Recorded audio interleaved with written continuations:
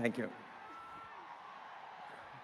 ఒక్కొక్కసారి మాట్లాడాలంటే మాటలు రావు, ఏం మాట్లాడాలో తెలియదు. కానీ ఒక్కొక్కసారి చాలా ఉంటుంది, ఏది ముందు చెప్పాలి అప్పుడు కూడా మాటలు రావు. కానీ ఒక్కొక్కసారి you come across a divine moment. ఎప్పుడైనా తిరుపతిలో వెంకటేశ్వర స్వామి దగ్గరికి ఎంతో కష్టపడి చూస్తే ఆ క్షణం పాటు మైండ్ బ్లాక్ అవుతుంది, ఏమీ తెలీదు.